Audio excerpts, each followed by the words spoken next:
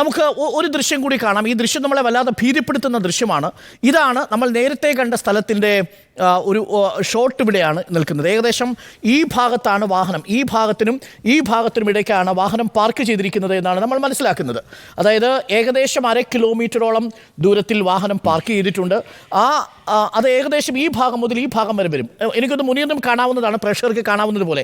ഈ സൈഡിൽ അപ്പുറത്തായിട്ടാണ് വാഹനം പാർക്ക് ചെയ്തത്. ഇവിടം മുതൽ ഇവിടം വരെ ഏകദേശം ഒരു 400 മീറ്ററോളം നീളത്തിലാണ് ഈ മണ്ണിടിഞ്ഞ് കിടക്കുന്നത്. അപ്പോൾ ഈ ഭാഗത്ത് ആയിരിക്കാം അർജുൻ്റെ ലോറി പാർക്ക് ചെയ്തിട്ടുണ്ടാവുക. ഇവിടെയാണ് തട്ടുകടയുണ്ടായിരുന്ന സ്ഥലം. ഈ തട്ടുകടയിലെ 5 പേരും ഇവിടെ നിന്നും ഇവരുടെ മൃതശരീരം കണ്ടെത്തിയിട്ടുണ്ട്. ഇവിടെ ഈ വാഹനത്തിന് മുൻപിലും പിൻപിലുമായി ചെറിയ വാഹനങ്ങളുണ്ട്. ഏറ്റവും ഒടുവിൽ നമുക്ക് വിവരം ലഭിക്കുന്നതനുസരിച്ച് ഒരു ബെൻസ് വാഹനവും ഈ ഭാഗത്ത് പാർക്ക് ചെയ്തിട്ടുണ്ടായിരുന്നു. അതിലെയും യാത്രക്കാർ ഇതുവരെയും കണ്ടെത്തിയിട്ടില്ല. അപ്പോൾ മുനീർ നോക്കൂ, ഈ ഭാഗത്ത് വെള്ളച്ചാട്ടത്തിൻ്റെ തൊട്ട് മുമ്പിൽ അർജുൻ വാഹനം പാർക്ക് ചെയ്തു, അതിൽ കിടന്നുറങ്ങുന്നു. 8:45 മണ്ണിടിച്ചിലുണ്ടാവുന്നു. വലിയ രീതിയിലുള്ള മണ്ണിടിച്ചിലാണ്. ഇത് പ്രേക്ഷകർക്ക് കാണാം. ആളുകളെയും ഇവിടെയുള്ള JCBയും ഒക്കെ എത്ര ചെറുതാണ് എന്ന് നോക്കൂ. അപ്പോൾ ഈ ഒന്ന് ഒലിച്ചു വന്നതിൻ്റെ വ്യാപ്തി പ്രേക്ഷകർക്ക് മനസ്സിലാക്കാവുന്നതേ ഉള്ളൂ. അപ്പോൾ മുനീർ, എൻ്റെ സംശയം ഇതാണ്, ഈ ഭാഗത്ത് ഏകദേശം വണ്ടി മറിഞ്ഞ് അല്ലെങ്കിൽ വണ്ടിയുടെ മുകളിലേക്ക് ഈ മണ്ണ് വന്ന് വീഴുകയും, വണ്ടിക്ക് ഭാരമുണ്ട്, 40 ടൺ തടി കയറ്റിയാണ് ഈ ലോറി വരുന്നത്. അതുകൊണ്ട് എത്രമാത്രം മണ്ണ് വീണാലും ആ വണ്ടി ഷെയ്ക്ക് ചെയ്ത് മറിയാനുള്ള സാധ്യത കുറവാണല്ലേ മുനീർ? അത് തീർച്ചയായിട്ടും അത് ഒരിക്കലും ഒലിച്ചു പോകാൻ സാധ്യതയില്ല. കാരണം ഇത്രയും ടന്നുണ്ട്, 40 ടന്നുള്ളൊരു വണ്ടി, 40 ടന്ന് ലോഡും പിന്നെ വണ്ടിൻ്റെ വെയിറ്റും ഒരു 9 ടന്ന്, അങ്ങനെ 49-50 ടന്നിൻ്റെ അടുത്ത് വെയിറ്റുള്ളൊരു വണ്ടി ഒരിക്കലും ഒലിച്ചു പോകാൻ സാധ്യതയില്ല. അതായത് ഇത് ഇങ്ങോട്ട് പോയാൽ പനവേൽ റോഡും ഇങ്ങോട്ട് വന്നാൽ കൊച്ചി റോഡുമാണ്. അപ്പോൾ ആ ഭാഗത്ത് മണ്ണ് വീണാൽ അവിടെ നിന്ന് തെറിച്ച് ഈ ഗംഗാവാലി എന്ന് പറയുന്ന നദിയിലേക്ക് വരണമെങ്കിൽ ഈ റോഡും കടന്ന് ഇതിലേക്ക് വന്ന് വീഴണം. പക്ഷെ അതിനുള്ള സാധ്യതയില്ല. കാര്യം 40 ടണ്ണോളം തടി കയറ്റി വന്നിരിക്കുന്ന ലോറിയാണ്. അത് ഈ റോഡ് മറികടന്ന് ഇവിടേക്ക് വന്ന് വീഴുക സാധ്യമല്ല. 1. നമ്പർ 2, അത് തന്നെ മറിയാനുള്ള സാധ്യതയും കുറവല്ലേ? കാരണം 40 ടണ്ണോളം ഭാരം മുകളിൽ ഇരിക്കുന്ന ഒരു വാഹനത്തിന്റെ മുകൾ ഭാഗത്തേക്ക് മണ്ണ് വന്ന് വീണാൽ മണ്ണതിന്റെ മുകളിൽ വീഴുമെന്നതിനും അപ്പുറത്തേക്ക് ആ വണ്ടി മറിയാനുള്ള സാധ്യതയും കുറവല്ലേ മുനീർ? മറിയാൻ സാധ്യതയില്ല, വണ്ടി മറിയാൻ ഒരിക്കലും സാധ്യതയില്ല. കാരണം ആ വീതി ഈ റോഡിൻ്റെ പിന്നെ സൈഡിലാണ് വണ്ടി പാർക്ക് ചെയ്യുന്ന സ്ഥലം. കാരണം ഞങ്ങളൊക്കെ അവിടെയാണ് പാർക്ക് ചെയ്യുന്നത്. ഒരിക്കലും അങ്ങോട്ട് മറിയാൻ സാധ്യതയില്ല. മണ്ണ് വീണ് കഴിഞ്ഞാൽ ആ വീണ സ്ഥലത്ത് വണ്ടി ഇപ്പോഴും ഉണ്ട് എന്നുള്ളതാണ് എൻ്റെ ഒരു നിഗമനം. അവിടെയാണ് ഒരു ചോദ്യമുള്ളത് മുനീർ.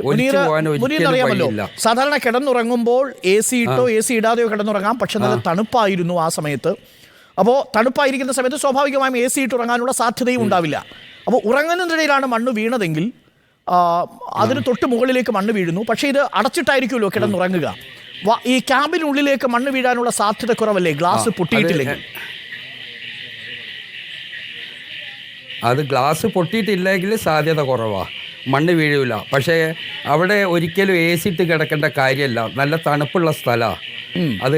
പിന്നെ വെള്ളം ഒരു സൈഡിൽ നിന്ന് വെള്ളവും ഒരു സൈഡിൽ പിന്നെ പുഴയായതുകൊണ്ട് നല്ല തണുപ്പുള്ള ഏരിയ ആയതുകൊണ്ട് അവിടെ AC ഇടാൻ സാധ്യത കുറവാണ്. അഥവാ AC ഇട്ടാലും ഇല്ലെങ്കിലും ഗ്ലാസ് പൊക്കിയിടും.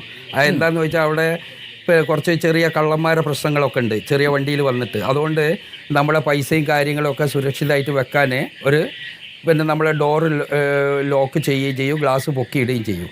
ഗ്ലാസ് പൊട്ടിയിട്ടില്ലെങ്കിൽ ഇല്ല എന്നുള്ള ഒരിതാണ്. ഈ ചളിയും മണ്ണും എല്ലാം കൂടെ വീണതായതുകൊണ്ട് അതിൻ്റെ ഒരു ഇതുണ്ട്. പിന്നെ ഗ്ലാസ് പൊട്ടൂല എന്നുള്ള ഒരു ഉറപ്പാണ്. ഇപ്പോഴും ആള് അതിലുണ്ടെന്നുള്ളതാണ്. അതാണ് മുനീർ നമ്മൾക്ക് ഇപ്പോൾ ആശ്വാസം നൽകുന്ന ഒരു കാര്യം. ഈ ഡോർ ഉയർത്തിയായിരിക്കും അവിടെ ഉണ്ടാവുക. പക്ഷെ നോക്കൂ, ഏറ്റവും ഒടുവിൽ നമുക്ക് ലഭിക്കുന്ന ചിത്രമാണ് നമ്മൾ ഈ പ്രേക്ഷകർക്ക് മുന്നിൽ കാണിക്കുന്നത്. ഇവിടെ മുനീറിനും കാണാൻ സാധിക്കും, ഇവിടെ വിവിധ JCBകൾ ഇവിടെ നിൽക്കുന്നത് കാണാൻ സാധിക്കുന്നുണ്ട്. മറ്റ് ടിപ്പറുകൾ ഇവിടെ നിർത്തിയിരിക്കുന്നത് കാണാൻ സാധിക്കുന്നുണ്ട്. ഇവിടെ ഒരു JCB ഉണ്ട്, ഈ ഭാഗത്തൊരു JCB ഉണ്ട്, ചെറിയ മണ്ണുമാന്തി യന്ത്രങ്ങൾ ഈ ഭാഗത്ത് കാണാം. അപ്പോൾ ഇതിൻ്റെ വലിപ്പം നോക്കൂ മുനീർ.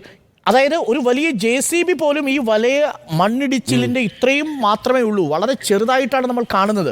എന്ന് പറയുമ്പോൾ എത്രമാത്രം വലിയ ഒരു മണ്ണിടിച്ചിലാണ് അവിടെ ഉണ്ടായിരിക്കുന്നതെന്ന് പ്രേക്ഷകർക്ക് തന്നെ മനസ്സിലാക്കാൻ സാധിക്കും. അതായത് ഒരു 3-4 JCBയുടെ പൊക്കത്തിലുള്ള മണ്ണാണ് ഇവിടെ നിന്ന് മാറ്റേണ്ടത്. ഈ ഭാഗത്ത് മാത്രം നമുക്ക് മാറ്റേണ്ടത്. അത് അത്രമേൽ വലിയൊരു ബുദ്ധിമുട്ടേറിയ ഒരു പണിയായിരിക്കും അല്ലേ മുനീർ? തീർച്ചയായിട്ടും അത് എന്താണെന്ന് ചോദിച്ചാൽ ഞാൻ ഈ വിഷ്വൽ കണ്ടിട്ട് അർജുനെ കാണുന്നില്ല എന്നുള്ള ആ സമയം തൊട്ട് കണ്ടിട്ട് അവിടെ വർക്ക് ചെയ്യുന്നത് 2 JCBയാണ്.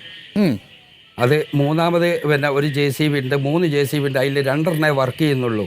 അവർ ആദ്യം ചെയ്യുന്നത് എന്താണെന്ന് വെച്ചാൽ ഇത്രയും നേരം ഈ ഉച്ച വരെ ചെയ്യുന്നത് എന്താണെന്ന് വെച്ചാൽ അവരുടെ ആ റോഡ് കറക്റ്റാക്കിയിട്ട് അവർ ആ മണ്ണ് മാറ്റുക, അവിടെ ബ്ലോക്ക് ഒഴിവാക്കാനുള്ള ആ ഒരു ഇത് മാത്രമേ ഉള്ളൂ. എല്ലാവരും പറയുന്നത് മഴയാ മഴയാണ്, പക്ഷേ ഇന്നലെ അവിടെ മഴ കാണിക്കുന്നില്ല. ഈ ചിത്രങ്ങളിൽ തന്നെ കാണാം 1, 2, 3, 4, 5 JCBകൾ നമുക്ക് ഈ ചിത്രങ്ങളിൽ കാണാം. അവർ ഇപ്പോൾ ചെയ്തുകൊണ്ടിരിക്കുന്ന പണി ഈ ഭാഗത്ത് വന്ന് മണ്ണെടുക്കലല്ല, പകരം ഈ 2 ദേശീയപാതയുടെയും 2 വഴികളും ക്ലിയർ ആക്കാനുള്ള ശ്രമത്തിലാണ് അവർ ഏർപ്പെട്ടുകൊണ്ടിരിക്കുന്നത് എന്നതാണ് അൽഫു അല്പസമയം മുമ്പ് നമ്മളോട് പറഞ്ഞത്.